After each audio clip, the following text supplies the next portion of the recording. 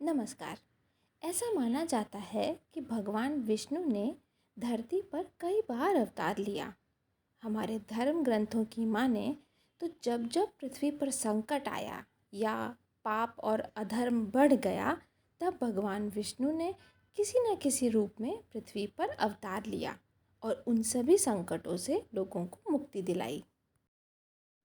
अक्सर हमने विष्णु जी के 10 अवतारों के बारे में सुना है, पर भागवत पुराण में विष्णु जी के 24 अवतारों का वर्णन है।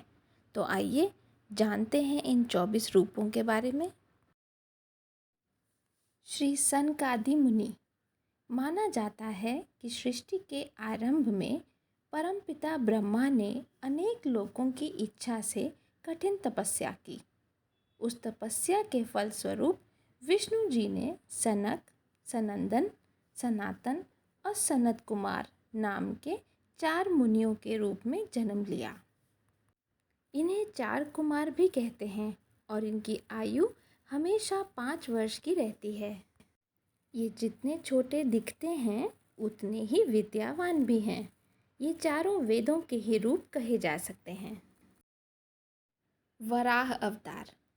पुरातन समय में हिरण्याक्ष नाम के एक राक्षस ने धरती को समुद्र में कहीं छुपा दिया। तब भगवान विष्णु ने दूसरा अवतार लिया। यह था इनका वराह अवतार। उन्होंने धरती को ढूंढ निकाला और अपने दांतों पर रखकर समुद्र से बाहर ले आए। विष्णु जी ने उसी अवतार में हिरण्याक्ष को पराजित कर धरती को पुनः स्थापित किया। इस अवतार में आने का प्रमुख कारण था हिरण्याक्ष के कहर से सृष्टि को बचाना। नारद मुनि। भगवान विष्णु के तीसरे अवतार हैं देवर्षि नारद। कहा गया है कि अपनी कठिन तपस्या के कारण नारद मुनि को देवर्षि का पद प्राप्त हुआ और भगवान विष्णु के अनन्य भक्तों में से एक माने जाने लगे। नर नारायण। नर नारायण प्रभु का चौथा स्वरूप है। इनका रूप मुनि के समान है और इनके हाथों में हंस का व चरणों में चक्र के चिन्ह हैं। कपिल मुनि। विष्णु जी के 5वें अवतार कपिल मुनि माने गए हैं। कपिल मुनि भागवत धर्म के 12 आचार्यों में से एक थे। दत्तात्रेय।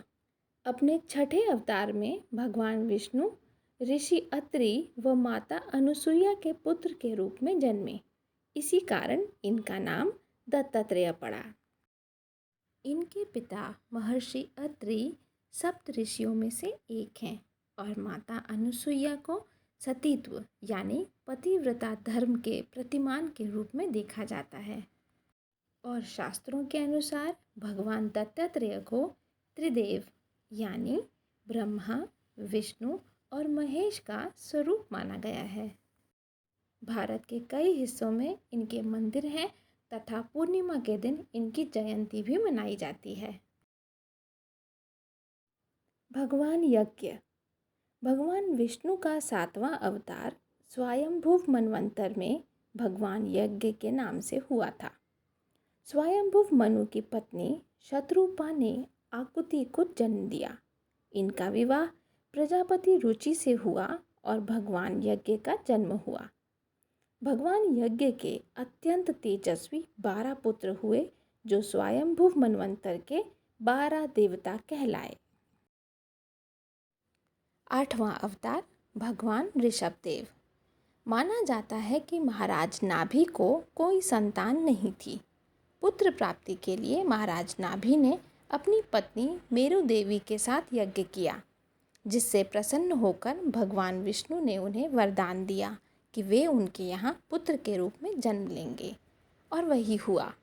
कुछ समय बाद महाराज नाभि व माता मेरु देवी को पुत्र प्राप्ति हुई और उस पुत्र का नाम रखा गया ऋषभ। ऋषभ मतलब श्रेष्ठ। आदिराज पृथु। भगवान विष्णु का 9वां अवतार एक राजा के रूप में हुआ। यह अवतार ऋषियों की प्रार्थना व आग्रह पर लिया गया था।